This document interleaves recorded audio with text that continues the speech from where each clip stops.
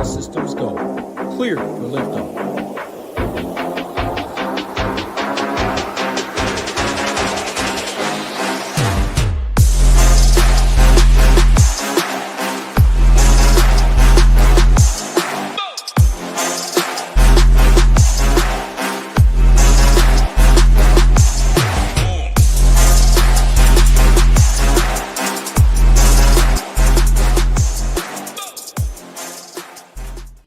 What's going on, everybody? Happy Thursday afternoon. Nate, what's going on? Many watch Friday, Saturday. Appreciate every single one watching. Right from the top, all we ask, like button, subscribe button. Hit it right away. We really do appreciate it. The last card of the year, Big Marley. MMA an absolute grind almost every single week. Absolutely love the grind, though. MMA DFS. Unlike any other I play, I don't play tennis. That is the only one I would say is similar in the fact of 1v1 stuff. But the violence-wise, no sport like MMA, the sweats. Always enjoy these shows. This is the last one until, I believe, January 11th. We come back. And then January 18th, UFC 311, big boy pay-per-view. But get a month off, well needed. How you doing today? I'm good. Yeah, the month off, like always, sounds nice going into it. The first week is always nice. And then after that first week, I'm like, oh, man, now I'm ready for some fights to get back. And then you still got to wait 2 more weeks. So it's like a bittersweet break, but hopefully we go into it with a win. I think it's a decent DFS card to do it with. So maybe we can make it happen. Yeah, no, I think it's a great DFS card. 13 fights they're giving us. Tampa, Florida. So it's a live event, 7 p.m. Eastern. So another night fight. 13 fights is the main thing. Looking at ownership, just broad slate. We had, and again, Big Marley does his first draft and then he messes with it throughout the show. One fighter above 50%. I will not name who. And then the rest below 50%. So relatively spread out, very spread out. One main event. So 1 5-rounder. We've been having 2 5-rounders recently. I don't even think you need to play the 5-rounder as well. As you see, we are sharing the stone, our proprietary tool over here. Minus 110 for the fight to finish. So pretty much a coin flip for it to go to decision. I'm not going to be locking any fights personally in 20 and below. I do have 4 fades, couple underweight tags. Any broad slate overview for you, Big Marley? Are you locking any fights before we go fight by fight? No, I don't think I'll lock any fights. If so, it'd be the main event. I'd be okay locking that one. That makes sense. If I had to lock a fight, that would be mine as well.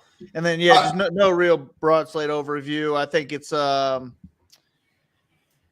I think it's a pretty good card. There's no spots I want to like really go all in on other than that main event. There's no spots that really stuck out as like, oh, this is an easy fade for me. So yeah, I think it's a kind of tough one, which hopefully is a good thing. Yeah, no, I love what you say there. And I like weeks. Actually, I want to throw this to you quick before we go fight by fight. I know we got 13 to talk about. You changed your strategy and you went heavy on the 555 last week with it seemed like a pretty tight core. I mean, your bubbles are pretty close to each other. Instead of MMEing, you had a great week. Congrats to you, about 5K. Do you think you're going to do that on this card? And like min uniques wise? Because I agree with you. Like I want a lot of people in my pool. I'll probably raise min uniques and hope to get the right combo that way. And I should be able to build a lot of low dupe teams with 13 fights. Like how are you focusing this week? 555 again? No, not 555. I did that because it was last pay-per-view. It was like 100K up top in that and 100K up top in the 25. So I wasn't really liking my MME early builds, but I started hand building and I just kept landing on the same underdog. So I just went with that like 7-8, 7-7, like the Luke HES Choi range. Yeah. And I just liked 7 teams that I hand built. And I was like, you know what? Let's just do it. It's the end of the year. If I lose, the government's on for, a third of it. So yeah. I was like, let's make it happen. So I threw it in there. Ended out working out well for me. And I'm sure if I did 150 lineups, I honestly don't know how that would have went for me because the people who were on the optimal lineup, I wouldn't have been heavy on. So for sure. I love it. I love how you navigate each week. D-Gen talks about it a lot too. But that's probably something I need to do a little more is mess around with that. I've always just been MME, try and get a lot of teams. MMA, you just need one team to do it that way. Low dupes. But yeah, I absolutely love it. And very, very sharp. At the end of the year, the accountant always does recommend a bid. If you are up a lot, you're locking in money. Don't go crazy, but if you think there's an edge, you can push it just a little bit harder. So go collect what's going on. All right, let's talk some fights, Big Marley. We're going to go bottom to top. First fight of the night, as we can see on the stone. Fight rankings for Big Marley. 2-star does not like it a lot. Ownership will definitely not be here either. Women's fight, minus 235, Josephine Knudsen, plus 200, Pierre Rodriguez, plus 325 for this fight to finish. We have both Pierre Rodriguez and Knudsen, plus 550 inside the distance. Dogger pass for me in this one. I mean, both of them same inside the distance prop at plus 550. Big boy price up here at 8,800. That's an awful inside the distance price or prop for the price. Buckley right here, main event, just a little bit higher. Patrino, you can see Big Marley likes a lot. No way I'm getting a Knudsen with 20 or less teams. I will play some Rodriguez, mainly because just a live dog, and I think live dogs in like the lower tier, 7,500 below, I'll take 75. Will it be on the winner? Who knows? But I'll take wins down there. I think Rodriguez is live. Also like to see 3.11 takedowns per. You sure on mute right after 3.11. Oh, too. That's insane. But I know I just went on mute, so people heard what I'm saying. Rodriguez has a little wrestling upside, I think, too, in this fight. So I'll throw it to you. Do you think you see both of them on the stone, 3.11, 2 takedowns? Who do you think has a wrestling upside? How do you see it going? Yeah, I would think that Knudsen, whatever her name is, the striker in this one. And really, I think that they're both strikers. Rodriguez, to me, seems more like a boxer, but she will mix in wrestling if it works out for her matchup-wise. So I think in this matchup, she should be the one that is shooting for takedowns. And I was thinking the same exact way you were, like easy fade Knudsen at 8,800, Rodriguez at 7,400. I'm cool with some underdog shots. She could probably get around 10x. Maybe she mixes in a couple takedowns. And I am still along those lines.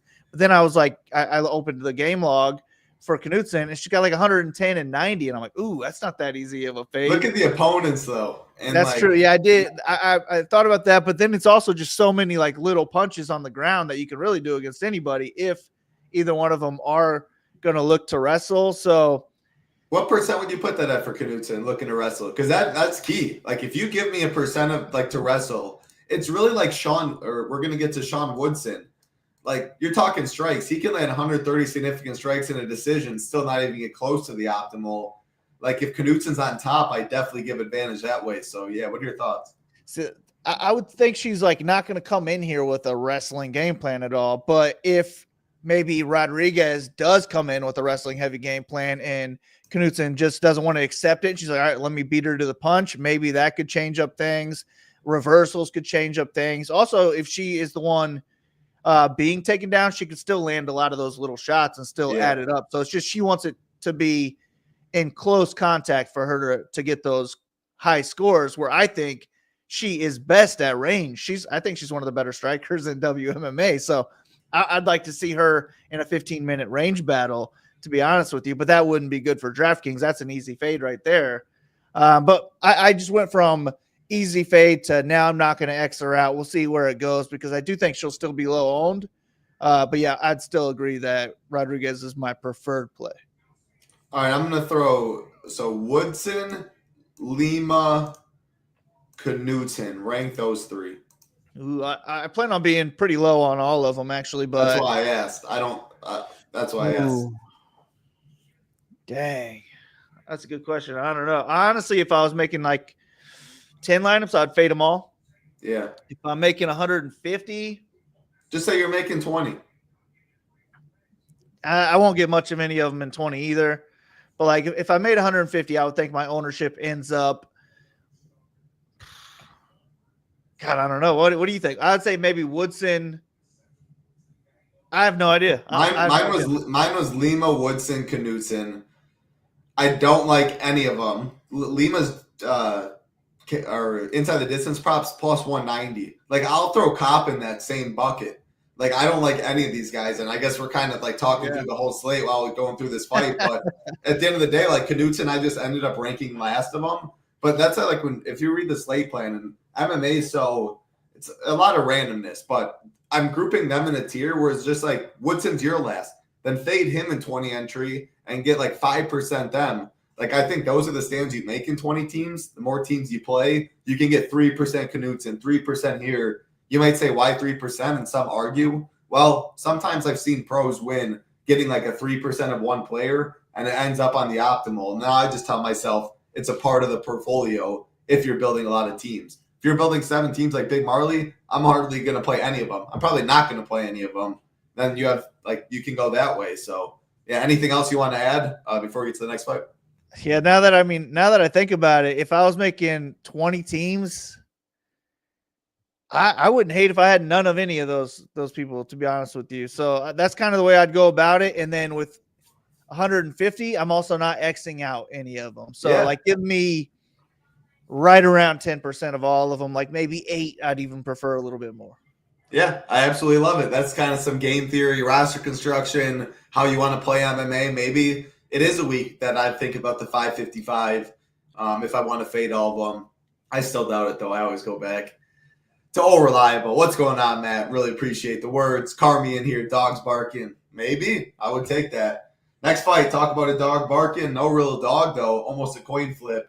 We have Davy Grant taking on Ramon Tavaris. Davy Grant minus 112, Tavaris minus 108, minus 130 for this fight to finish. Davy Grant plus 225 inside the distance, Tavaris plus 215.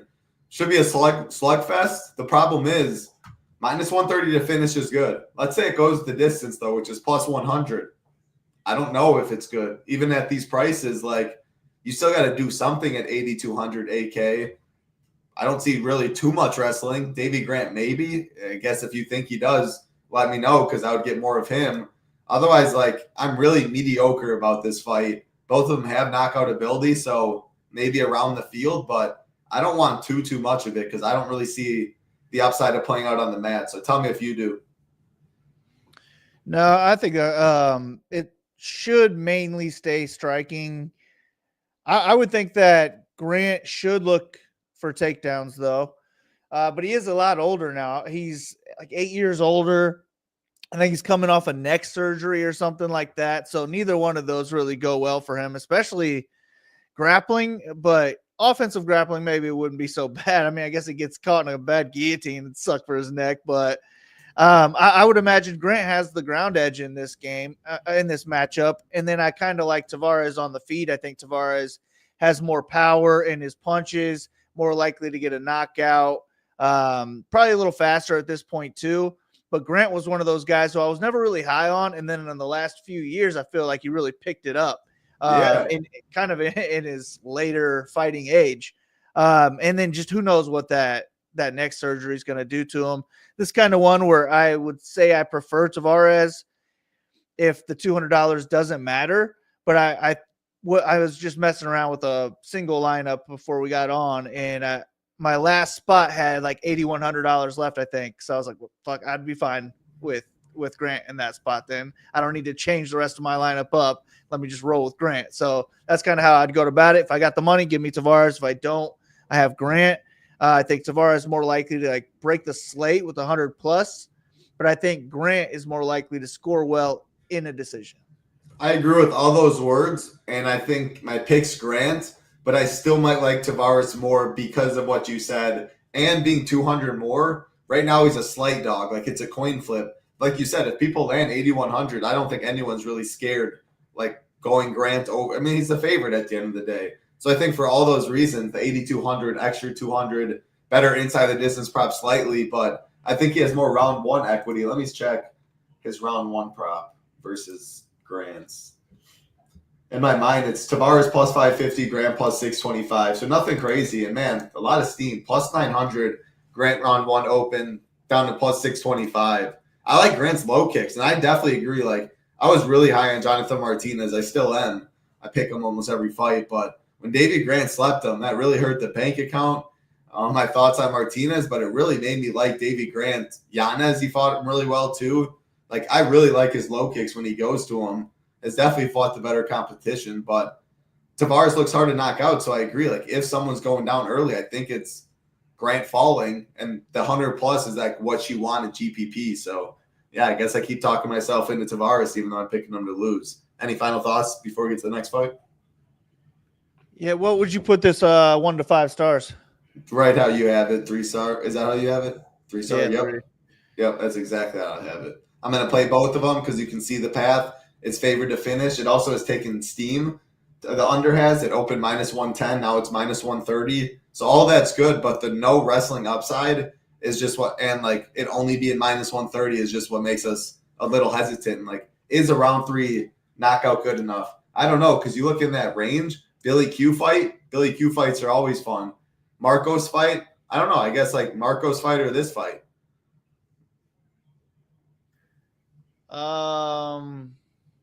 Marcos is my least favorite of the 4, but Janz is my favorite of the 4.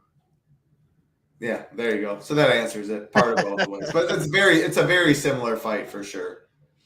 I do think the Billy Q fight will get the most ownership in the mid tier, though. All right, let's keep it going. What's going on, Morse? Appreciate you hanging out. Once again, like button, subscribe button helps us out a ton. And if you want to join us, all access. The Black Friday deal is still going on. Not sure when. Hooper Tambo is going to take it down. Could be very soon. BF50 gets you 50% off your first month. Definitely do get in the Discord if you do join. Get you a lot of sports going on right now in the DFS world. NFL going on right now. Little 49ers Rams action. Big Marley's absolutely been crushing the showdown streets. You can actually see his tiers afternoon primetime content. 20K last year for Big Marley. Always crushing the niche stuff. College football, best team out there. PGA will be back soon. NBA. NHL, of course, MMA will be back January 11th. BF50 gets you 50% off. And again, get in the Discord. Next fight on the card, Big Marley, second biggest favorite and highest price on the card, Miranda Maverick, taking on Jamie Lynn Horth, -600 Maverick, +425 Horth, +300 for this fight to finish. Maverick +375 inside the distance, Horth +800. How do you see this fight going? How do you like it for DFS?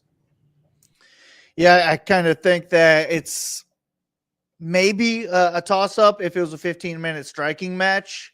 I'd probably still give the edge to Maverick there, but we really wouldn't want it either way if that's the case, and Horth would be the preferred play if it was a 15-minute striking match. But Maverick, her big edge, the only reason she's -600 because she's a good wrestler, and if she's going to look to wrestle in this fight, I think she could win all 3 rounds with 1 to 2 takedowns in each round. So I do agree with her being the favorite. Maybe not -600 type of favorite, but I do think she should be like at least -400 or so. I'd probably give her at least a 2.5 takedown prop.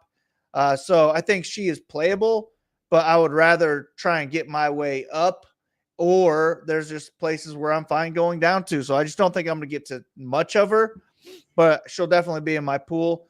Horth is what I don't know what I'm going to do with. She, I think, is playing more for a 10x type of score. So I think the only way I really get to Horth is if I like have to get to Horth because she's 6,800, and I just love the rest of my lineup. Yeah, I'm not going to play Horth. +425, I don't like enough.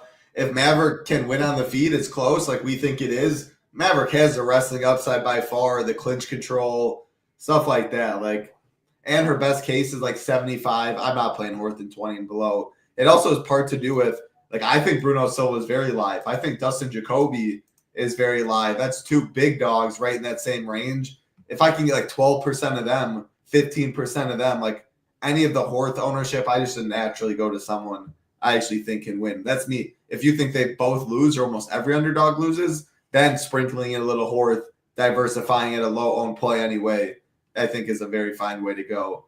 Maverick, like, she's going to be in my pool because of wrestling upside, and she's going to be low-owned, so you can play your chalky lineups. But I'm with you. Like, even Michael Johnson for way less. Give me Michael Johnson any day right now over Maverick. But it is MMA. You do see wrestling upside on the Maverick side. Yeah, I mean, +375 inside the distance. What did that come out to? I think I wrote it up in the slate plan. 21%. So, like, 21% Maverick, I think, is overweight, which does, like, make you wonder, like, maybe that is a solid play, which is why I think I'll cap it at 15, 20%. and be fine if I get there, be fine if I hardly have anything. Any I final think, thoughts? I think I'm going to move this down to a 2-star, but yeah, I agree. I probably better fights to target. Yep. Next fight, another one that we didn't have much interest in, talking about Lima, and it's another 2-star. Felipe Lima, minus 235, Miles Janz, plus 200, plus 160 for this fight to finish. All the finish equity on the Lima side, plus 190. Janz, plus 780, excuse me. This fight did open plus 195 to finish, now plus 160. So that's worth noting. Throw it to you. How do you see this fight going? 2-star DFS or for fight rankings, doesn't seem like you have much interest.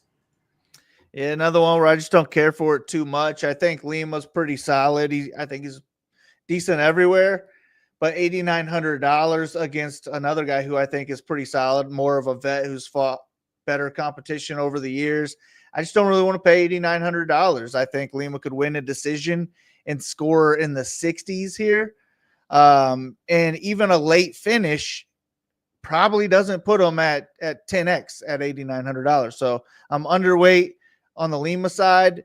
And I'm not against fading him either, especially if I'm hand building limited number of lineups. And then Janz, I think he can win the striking if he could just slow down the pace of Lima. And he's got big power himself.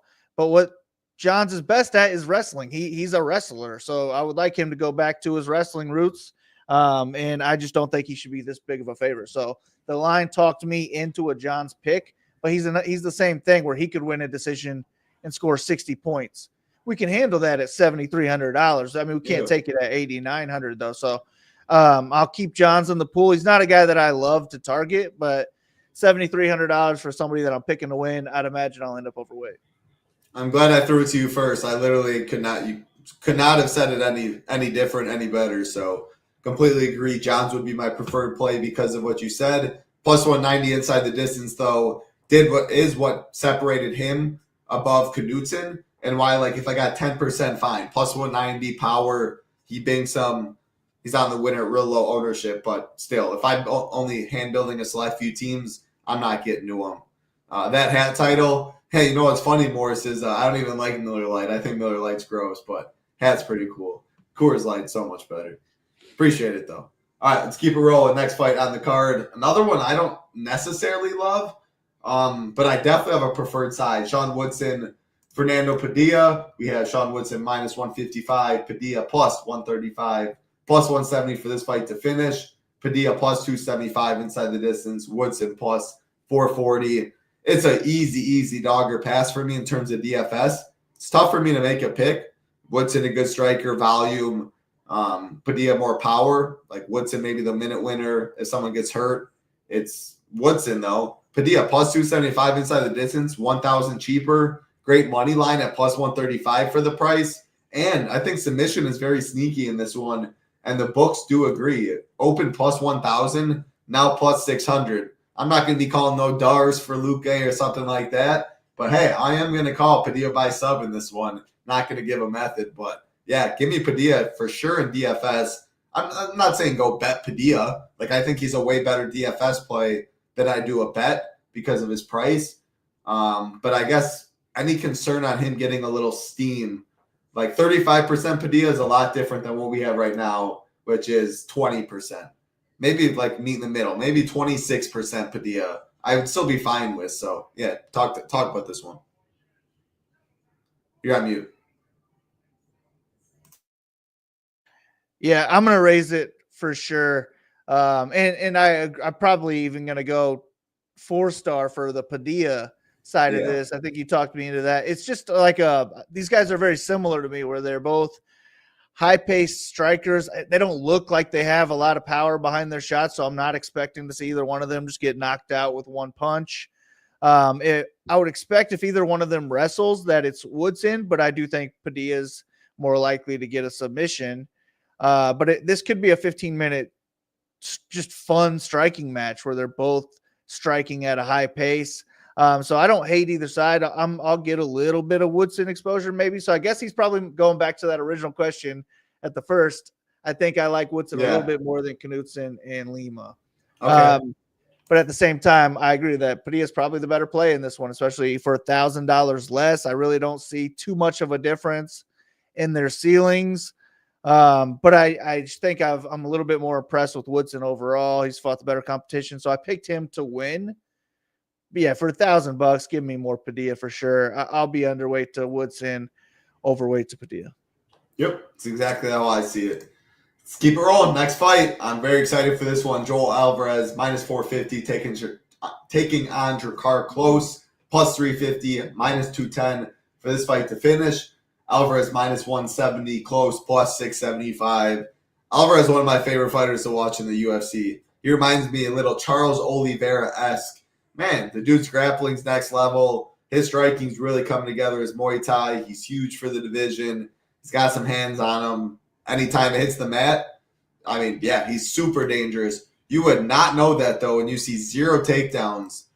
He doesn't shoot takedowns. He pulls guard. He hurts his guys and follows them on the mat. He literally doesn't shoot takedowns. I wish he did work on his wrestling. 21-3. I think it's like 17 submissions, 4 knockouts. Dude's a bad man. I think he finishes Drakkar Klose. I just don't know whether it's knockout or submission. I will have no Klose. I will definitely be playing some Alvarez. Talk to me. I will say last thing. Fight open, minus 180 to finish. Now minus 210. Alvarez open, minus 135 inside the distance. Now minus 170. That is what we call some steam, Big Marley. Take it away. Yeah, I like Alvarez more in this one just because he's our finisher. I think he's finished all of his wins, I believe. Nasty on the ground, but it is crazy that he doesn't wrestle. But he's dangerous on the feet too, man. He's really good on the feet, especially in the first round when he comes out aggressive. But this is a tough matchup for this wide of a line, to be honest with you. Like, if he doesn't get a takedown, I can't justify that line at all. And I would actually say if he's not getting a takedown, I'd probably pick Klose to win the fight. I just think Klose will be the better minute winner in the second and the third rounds, just being the better overall striker, adding up leg kicks to slow Alvarez down. But there's not going to be a big ceiling that comes with that unless he can just gas Alvarez and finish him late. So I don't really love Klose. It's just that maybe I won't get as much Alvarez for that reason, because if Alvarez doesn't get a first or second round finish, it's going to be hard for him to be on that optimal lineup. For sure, so he won't be. I like Alvarez, but maybe I end up a little bit underweight because I do think he'll probably end up getting steam here. So he will. I'll play him 25 in round 1. Wow. Oh wait, plus 225. Yeah, plus 225. Okay, but yeah, I mean minus 170 inside the distance. It's pretty wild. So yeah, he's got to get some steam here. But yeah, maybe I'll be a little bit more underweight to the fight than I thought I would. Originally, I thought this would be one I target pretty heavily, and I guess it still will if I'm not, going heavily after that mid range that we already talked about, or like that mid range favorites that we already talked about. Maybe I still get a lot of Alvarez because I can mix him with the underdogs that I'm picking to win. I don't know what the hell I'm doing on this card, to be honest. I'm just kind of talking it out with you as we go. Yeah. But just as we talk about it, I feel like I might just let the field have that Alvarez and hope that he doesn't get the first round finish, because I think this is a hard matchup for him to get a finish, especially if he's not going for takedowns. I debated having him as a core play. I was drinking the Kool-Aid. You definitely talked me out of core play. I mean, I'm fine if I had 25% Alvarez or 60%. I'm kind of in that range now because I was loving him. You talked me down a little bit, and I agree. Like Klose has fought very good competition. Klose is no bum by any means. Alvarez is like what he did at Elvis Brenner was nasty. Like his stock is just rising. People are buying the Kool-Aid. Like what he did to Thiago Moises was nasty. Then Sarukian humbled him. Man, his frame, he's so dangerous, but with no takedown upside, if he does get like a second round, even like a third round finish, I don't think it's enough. Second round, maybe, but if he just snatches the neck, 90, 95, like that's not enough. So you talked me off like going too heavy on him. Yeah, a couple others. I prefer the upper tier like Buckley, Sterling, but I really don't love this upper tier. I like Michael Johnson when we get there. Yeah, and maybe I end up with more freaking Maverick Maverick for that reason too. Because the upper tier is a great. I will say, I guess this tips my hand. I might have I personally might lock Buckley. Maybe I'll go that way. Wow. I mean, I was thinking maybe 60%, then 20% Kobe, then 20% fade. But talking out this, I'm not recommending other people to do that. But yeah, I mean, I'm definitely on the Buckley side when we get there. And that just might be the route I take if I don't love this upper tier as we keep going. I thought about any final thoughts? I thought about locking Colby. Oh, gosh. All right. We'll get to that fight shortly. That's going to be good. Michael Johnson, Atman, Azaitar, minus 220 Johnson. Wow, that's going to be a fun one. Plus 185 is Azaitar, minus 210 for this fight to finish. We have Johnson plus 120, Azaitar plus 235. Give me Michael Johnson to knock him out. I think he's more crisp. I think his left hand will be going. I think southpaw will get Azaitar problems. The movement on the Johnson side, I think he's crisper. He's better. Atman's hittable. But I will be playing some Atman because if he wins, I think he probably catches the chin of Johnson. He has big boy power. Again, give me Johnson. I think he's the minute winner. Can end up finishing him at some point. But, yeah, I'm definitely going to play some Atman for only 7,500. How do you see this fight? Yeah, I agree. I think Johnson's better everywhere. And he could mix in wrestling if he wants to. I think Azaitar is more likely to fade. After round one, Johnson could just start landing takedowns if he wants to and just really add up strikes on the ground. So Johnson's going to be my preferred play in this one. I'm picking him to win. He could win really by any method. But then on the other end, Azaitar could win with 110 points as an underdog and just completely break the slate. So I'm not completely sold on having way more leverage on Johnson. If I end up making 150 and it gave me 40 or 35% Azaitar, 30% Johnson, I'd be okay with that. Yeah. So this is one where I'd say anywhere from 20 to 50 on either side, I'd probably be okay with, but give me Johnson just to be the smoother guy. And if he stays conscious, I think he wins. Yeah. As you can see, second most likely fight to finish on the card, minus 210, or no, I'm tweaking. Third, minus 200. Maybe it's minus 210. Hold on. Those were Tuesday's odds. Anyway, it's really close. It's it's minus 210 now. That's why I was tweaking. So it's tied for second most likely to finish. 8,700 only is Michael Johnson. I think you can easily go build a team. Go Patrino, drop down to Johnson. Build Maverick, drop down to Johnson. That shows you can leave, in my opinion, 1,000, 1,500 on a card like this, especially if you think Kobe wins. I mean, you can be leaving 2K. I'm not recommending 2K because I think you can leave a lot less salary and still build low dupe teams with 13 fights. But, I mean, especially if you like Kobe teams, because his ceiling in wins is 120. You can pretend he's 9,200. And then in lineups like that, then I would avoid the Miles Johns of the world, the Horth of the world, where we think 72 is it. If you're playing Kobe and all that, you want upside. Take a shot on an Atman, stuff like that is how I'm looking at it. But And that's another reason I'm not doing the 5-5-5 this week. Last week, I built those 7 teams, and I just knew that they were way too chalky to win 100K in the 25. So I was like, you know what? Let's go balls to the wall, do the 5-5-5 this week. Because I would never leave $2,000 on the 5-5-5 lineup that I'm hand building ever.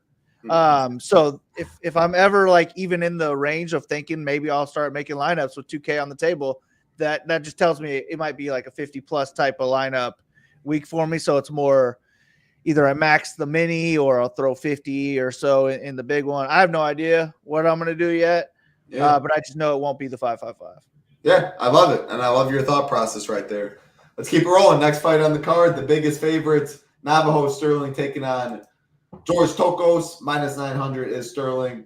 Plus 600 Tokos. Minus 600 or minus 260, for this fight to finish. Sterling minus 210. Tokos plus 650. I mean, let's around one prop. Plus 175 for Sterling. Both big boys, 6'4", 79-inch reach, 76-inch reach. Sterling plus 175. City kickboxing guy. Only 5-0.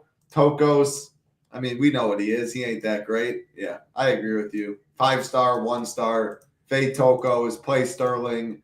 Don't have to lock Sterling, but the more we talk, or definitely don't have to lock him. I was going to say you don't have to get overweight, like because of his price and being able to leave money. But the more we talk about not loving the upper tier, and I'll say it, especially if you like Kobe this week, you'll probably have more Sterling than if you like Buckley like I do. But regardless, I mean, I want some of him. A lot of upside. Any thoughts? No Tokos for you?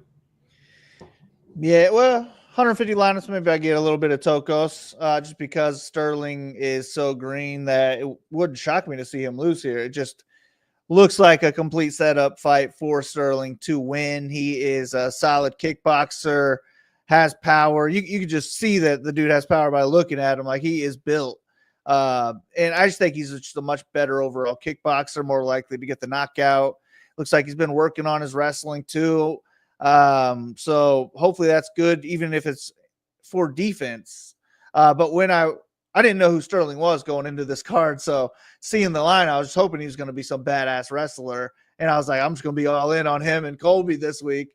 But since he's a kickboxer, if he's not getting that first round knockout at $9,600, he's probably not on the optimal lineup. So definitely not all in on Sterling. I will probably get more than I'd like just because I'm cool with getting Covington at $7,200. I like Janz, who we mentioned. Padilla is cool with me. I'm going to be able to afford him, I think. So I'll still be around field on him. And then maybe I'll get 5%, 10% Tokos as a hedge. And just kind of for the unknowns, I don't know what the hell it'll look like if he lands a takedown and Sterling's on his back. Maybe that's the rest of the round just because Sterling has nothing. I don't know that Tokos is good enough to keep him there, but I don't know that Sterling isn't bad enough to just not lay there. So I just don't know on this one. So I'll probably get a lot of it. I mean, Tokos, like, I'm not going to play him in 20 and below. I just think there's enough live dogs with better money line value. But this is why pros do it. And like when you play more teams, you should be playing Tokos. He's plus 650 inside the distance. If I told you he wins inside the distance, do you think he's optimal like 95% of the time or something? I do. 13% is plus 650 inside the distance. Like, if you believe in books and numbers, you've got me into looking at this stuff a lot more, looking at the odds and then like translating into DFS. 13%, like, I'm not going to be playing it, but I'm having, like, I think it's a very solid play because I think he's going to be under 13% owned too. And then on the other side with Sterling, plus 175 in round one, 36%. Sure, I think maybe I'll want to be around 35%. I could be like 65% Buckley, still do whatever, because if he's not in the first round, like you said, you don't think he's optimal, and then that could be underweight. Right now we have it underweight. I know this is your first run. I think Alvarez might get a little ownership. Yeah, we'll see where we end up on ownership. But I do think Sterling will probably be around 40% for sure. No final thoughts in this one. Let's keep it rolling. 5 fights left. Daniel Marcos, Adrian Yanez, minus 225. Marcos plus 190 is Yanez. Minus 120 for this fight to finish. Marcos plus 180. Yanez plus 305. I like Marcos in this spot. Again, another one I'm going to be playing both. Looks like you're on Yanez, so we're going to be different. Where I picked Marcos is due to the leg kicks. And I just think he has more weapons. Yanez more boxing hands. I think it is very close there, but I think chopping the legs, the movements, Marcos just looked really good to me. So he's my pick. Preferred play, though, might be Yanez for the price difference. And like 85 might be enough for Yanez. It's not enough for Marquez or Marcos. But then I look at the inside the distance prop. I don't know. I'm going back and forth. Plus 180 inside the distance is really, really good. Plus 305 is just solid. So yeah, talk to me, Big Marley. I'm struggling in this one. Yeah, I'm just going to be on the Yanez side. I think Marcos is a pretty good striker. The leg kicks maybe could, not change my mind, but it makes me not want to bet Yanez possibly, which I am on the edge of possibly doing because that Jonathan Martinez fight really. But I think I've always picked Janz. I'm a Even Janz the Fon guy. fight, like, I mean, obviously it was the knockout, but Fon was chewing him up a bit, and it was giving Janz Janz had to commit more and take more chances. It doesn't seem like he does that well with the leg kicks, and boxing style, it makes sense, but I don't know. Yeah. I don't want to talk you off a bet. You've been money, Luque, so many. Hey, check out Big Marley's bets over there. I know Siggy checks it out. You've been great. So, but yeah, keep going. No, but that makes sense. I do think that the leg kicks will cause him problems. But I don't like Marcos for DFS because if he's not going to get a finish, then I don't know how he's going to score well, because I don't think he's going to look to wrestle much. I doubt he lands more than one, maybe two takedowns. He's a striker. So if he's not getting takedowns, he's not getting a knockout, I don't think he's hitting 10X in a decision. So I'll avoid Marcos. Not going to say I'm going to X him out, but I just don't think I'm going to get much Marcos at all. Probably 5 to 10%, something like that, to be honest. And then Janz, I'm a big believer in his striking. I love the angles that he's throwing at. The ones that knock people out are the ones that they don't see coming. And the angles that he throws at makes it where you just can't see them all coming. So I like that. I like his striking a lot. I think he's the more dangerous one. He's more likely to break the slate. He's also cheaper. And to me, this is just a pick 'em fight. And I probably would honestly favor Janz if he had a full camp. I think he took this fight on short notice. If he had a full camp, I'm just more impressed with him overall. So I'd give him the slight edge with a 6-week, 8-week camp, something like that. But I do think that a pick 'em line makes sense to me. So give me the underdog in this one. If I'm making 20 lineups, I'm fading Marcos, and I'm overweight to Janz. I'm not like all in on Janz. I don't think he scores good in a decision either, but I just think he has more of a ceiling with his knockout upside. And I also think he's just a live dog who's 7,700. Yeah. And look at the volume, 6.51 significant strikes per minute. That could be 80, 85. You take, I would sign up for that at 7,700 for sure. Great breakdown. We're on different sides, but hey, that's the beauty of it. Let's keep it rolling. 4 fights left. Vitor Patrino taking on Dustin Jacobe. Minus 330 Patrino, plus 270 Jacobe. Minus 210 for this fight to finish. Patrino minus 145. Jacobe plus 500. I'm throwing it to you right away. Does Patrino wrestle from the get-go? If it's on the feet, what do you line this fight at? Because I don't think it's even close to minus 300 anything if it's a kickboxing match. Yeah, I mean, if it's on the feet, I'd definitely still give Patrino a chance. He's not going to be minus 300. Yeah, but minus 300, yeah. But like going against a pure kickboxer, I still think like Patrino could outstrike him for 3 rounds. I think he's more likely to get a knockout of the two if it's a striking match. He's just a hoss. Like, he's got mad power. I think he could knock him out on the feet or knock him out with ground and pound here.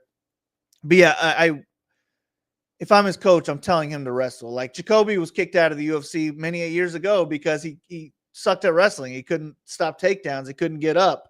And then he finally comes back. They're like, all right, yeah, he's mid-30s. This is his last shot. Let's give him a chance. And he's looked really good in these kickboxing fights that they've been giving him, but he hasn't really faced any real wrestlers.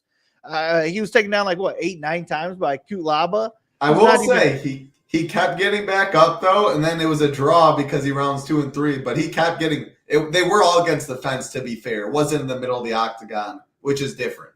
Yeah, but I also don't consider like Kutlaba like a wrestler. I don't think he's controlling anyone. He's just a pure power guy who can – He's a spaz that just does anything, yeah. Yeah, but Patrino is a guy who I think could land 3 to 8 takedowns, control some time on the ground, land some big shots, or get a knockout on the feet. So Patrino is my preferred pay-up option on the slate, actually, because he can get there multiple ways. But the wrestling would be my favorite. The only reason he's a 5-star on my list here is because I'm picturing him wrestling just from the beginning. And I think if he does that, he's going to score great.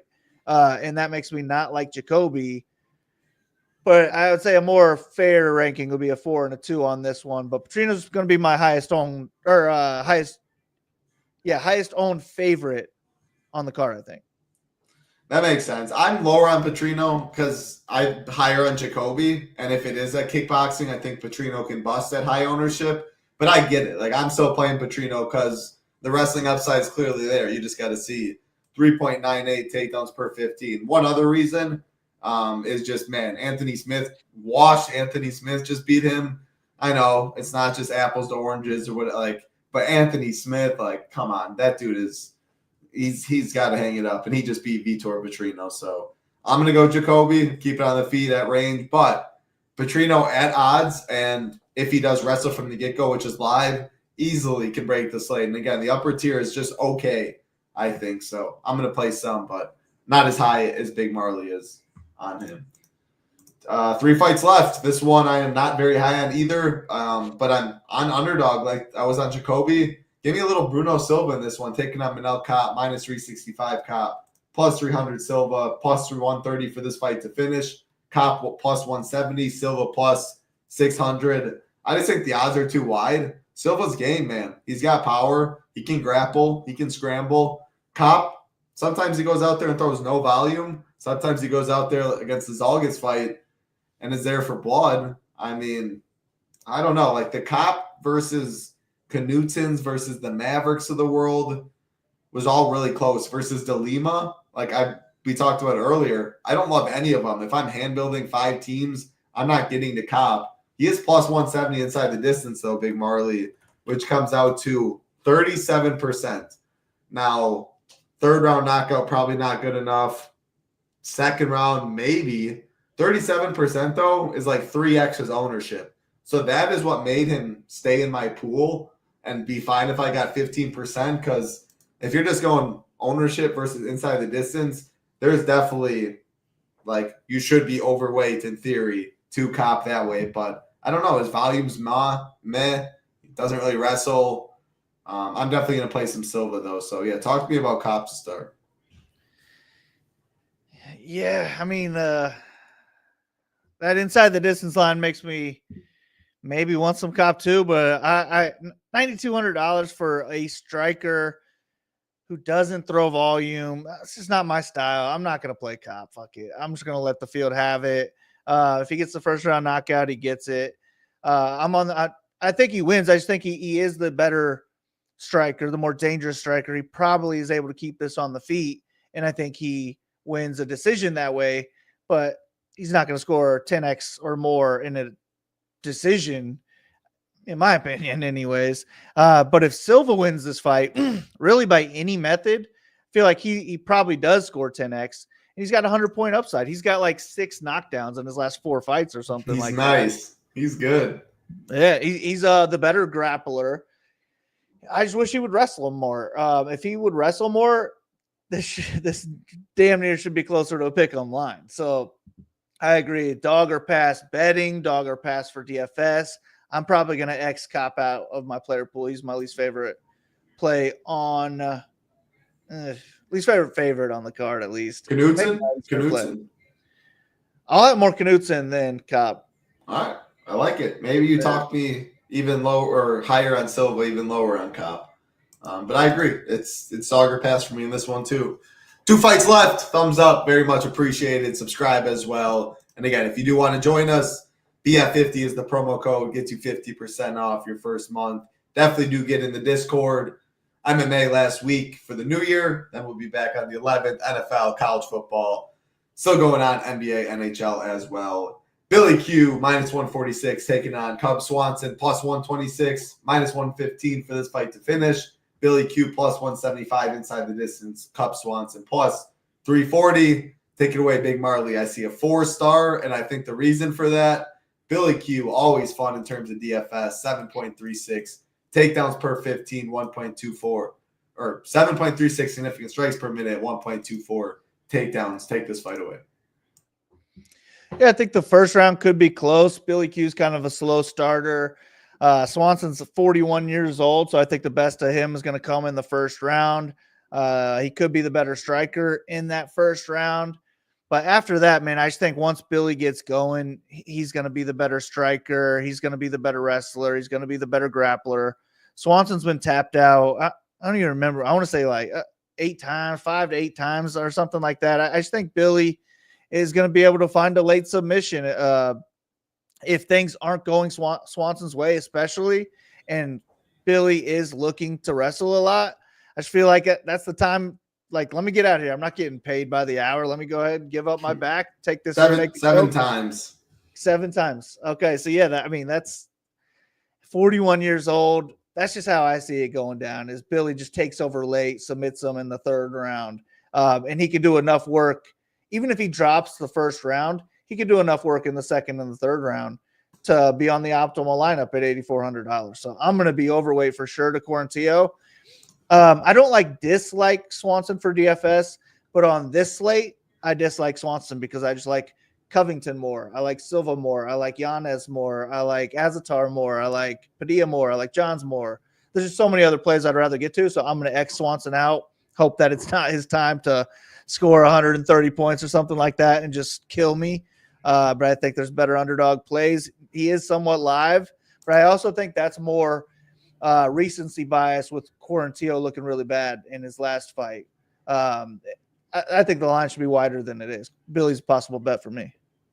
Yeah, I wouldn't hate that bet. I do think you have some balls to fade Cub, though. Just the fact of Billy Q's pace alone and how he fights, is going to open up opportunities and shots for Cub. And we've seen Billy Q hurt. So at 7,800, I'm definitely going to be playing some Cub. I do like Billy Q, though. He is my preferred play because of his upside. What I wanted to say, Billy Q. His scores and his wins in the UFC. 131, 141, 125, 109, 87, 85. You'll take, 4 of those 6? 1, 2, 3, 4, 5, 6. You'll take 4 of those 6, 109 and above any day of the week. That's Billy Q for you. But that's also, again, why I'm going to play some Cub, because he's going to come forward with a bunch of aggression and force Cub into a dogfight. So, yeah, I like this fight. Main event time, Big Marley. I can't wait to hear your thoughts on this one. Buckley, Joaquin Buckley, Colby Covington, -265, Buckley, +225. Covington, +105 for this fight to finish. So, did you see, I put this in Tuesday, -110, now +105 to finish. Money coming in on the over. Buckley, +130 inside the distance. Covington, +750. I'll give my quick thoughts and throw it to you. I want fight fades on this one. Now +105 makes me want fight fades even more. Kobe, he looked awful against Leon. He's getting up there in age every single time. Buckley coming into his own, a grown-ass man. I don't want to full fade Covington because Buckley hasn't been in a 5-round fight. Covington's a heavy wrestler. If he wins, he probably is on the optimal. He's going to get a bunch of ownership, though. And I think Buckley wins. I'm taking a -260 favorite. I'm cutting off what we have about 50% owned. Maybe it's 42%, maybe 40, whatever it is. That's a +225 dog getting that much ownership. I can get the -265 guy with the way better inside the distance prop. Advantage on the feet, the power advantage. I think he knocks out Kobe at some point. Kobe's been in wars. But if Buckley wins a decision, he could bust. Kobe doesn't get there. And then you get a fight fade, which is going to be very low owned. And there's so many ways you can go about it there. So I'm going to be overweight Buckley, underweight Kobe, but probably overweight on the fight fades as well. That's how underweight Kobe I'll be. I know we're going to be different. If Kobe wins, he probably scores well. You do well. So the members, I don't know. Maybe split it. Maybe tail Big Marley. Maybe tail me. Good luck. But, yeah, talk to the people why they should almost lock Kobe. Yeah, I don't think I'm going to end up locking him. I think the way I'm going to go about it is just I probably will lock the fight more so as a hedge on the Buckley side. I think the way it doesn't end up on the optimal lineup would be Buckley winning. Maybe even Covington wins the first, second round. Buckley knocks him out in the third, something like that. But if Covington wins, I almost feel like he's a lock for the optimal lineup. And he has the biggest ceiling on the entire slate at $7,200. Like if anyone can touch 160 points on this slate, it's Covington. Yep. And coming off that last fight, I'll take Leon over Buckley. So I think that's a tougher matchup. Yep. And I heard he broke his foot too. That's not great. If you're going to have to go 25 minutes and you got to wrestle heavily because you're not the better striker, that's going to affect you a big time. So I think that the line is just crazy with recency bias by how bad Colby looked, plus how good Buckley has looked lately. And a lot of that has been Buckley being a very good wrestler. That's not going to happen in this matchup. You're not taking down Colby 4 times. You're not going to dominate, 10 minutes of control time against a guy like Colby. If someone has 10 plus minutes of control time in this fight, it is Colby. And then like you give me Colby, give me his striking against Usman. I'm taking Colby to win that in the 25 minutes. You think that's the same Colby? Because I don't, but I would agree with you if that is like I saw enough. Yeah, I saw enough against Leon, and he can say the foot. Maybe I wouldn't be surprised if that's. I know there's a picture, whatever. But man, I have not seen a glimpse of that against like he did against Usman. But yeah, I would agree. You'd be his striking against Usman. He went toe to toe with him. Like that was an insane fight. And we're only one fight removed from when he just put a crazy pace on Masvidal, ate one of the meanest punches towards the end of that fight that just cranked his whole neck to the side. Would knock out 90% of fighters, and he ate that. I just think one of those times he's not going to eat it, but and Buckley's a grown man. But yeah, who knows when? Like it's always hard to write people off. People wrote off Luque. He showed it. Like Kobe could easily come out and be like, "You thought like I've been at the top for this long with my wrestling. This guy thinks he's the hot thing." I mean, Buckley was 5-4 at 185. I think 5-0 at 170. So like he's lost plenty. You're making cases that make me want to play more Kobe. I'm not going to let myself because of his ownership, though. Like, he's going to be so high owned. And I want fight fades because Buckley could knock him out at the third after being wrestled or a decision. Or if I think Buckley wins, I can see past where he's not optimal, whereas that's not the case with Kobe, really. And that's why you should jam Kobe. So, yeah, it's any final thoughts this fight, the whole card? It's a good one. It's a really good DFS card. I guess another last thought on this fight is like, I think that it could be Sunday, and in hindsight, it looks like the line should be flipped. Like Covington could easily go out there and look like a 75% favorite against Buckley in this one, and he could get 15 takedowns in this fight. Like I think that this is a fight, as long as he still has the cardio to go a heavy, hard 25 minutes, then this is the fight where you just never give Buckley a chance to breathe. You don't have to have clean striking at all. Make it like the Marab versus Peter Yan fight, where just Yan never gets a chance to get off because he's always on the back pedal because Marab's either going for a takedown or pushing forward. I just think that's the perfect game plan here for Covington, and that has to be the game plan he takes. So I'm going to be heavy on Covington.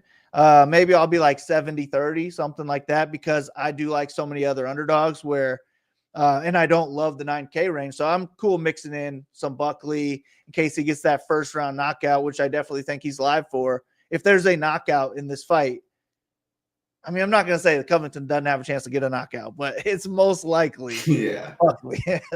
I'll give him that at least. Most definitely. Awesome stuff, Big Marley. Again, this is the last card. We will be talking for a whole month. We will be back. January 11th is the first one. Back from the new year. Always awesome. Always love talking fights with you. Always appreciate every single one watching.